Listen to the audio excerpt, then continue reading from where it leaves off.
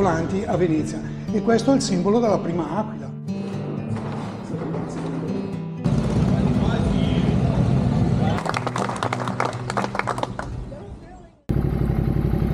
The Distinguished Gentleman's Ride brings together thousands of motorcyclists worldwide each year.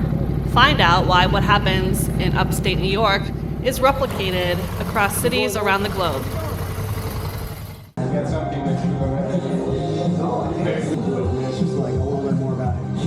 So, what is it that attracted you to the DGR? What is it that you like about the way it's organized or the mission? I like the fact that it's not a bunch of, how do I explain it without angry Insulting people? anyone? Yeah, it's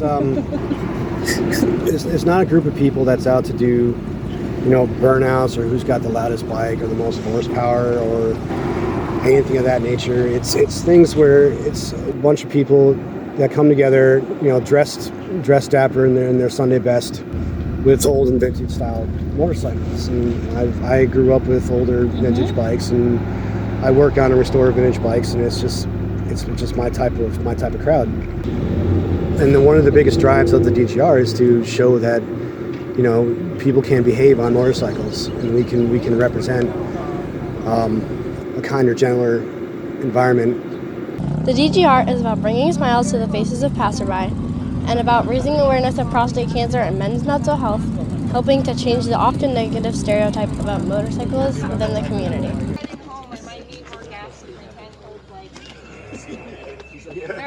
Because 2 years ago I was diagnosed with prostate cancer, early stage, and it's dear to me, or us. The men's mental health aspect of it was really what got me into it first. Also, just an excuse to get dapper and ride around on motorcycles is fantastic. Yeah, we had 64 registered riders. I believe we raised over, $18,000, which is a new record both in size as well as funding that we were able to get, and it's absolutely great.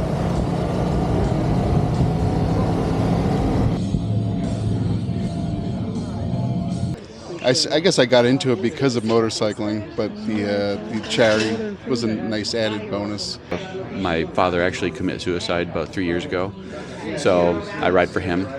Last year I attended the Distinguished Gentleman's Ride in Saratoga Springs to take photos and to learn more about motorcycle culture, because I didn't ride a bike yet, I didn't have my license, and because I had such a positive experience speaking with people there, I decided to get my license, and now I ride a bike and have my vintage Honda, and so it's definitely instrumental in getting me on a bike to begin with. Can you say a little more about your interest in vintage bikes and that community and what brings people together around older motorcycles? Yeah, no problem.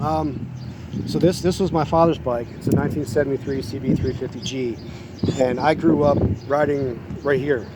Vintage motorcycles, family, and a great cause are all part of the DGR experience.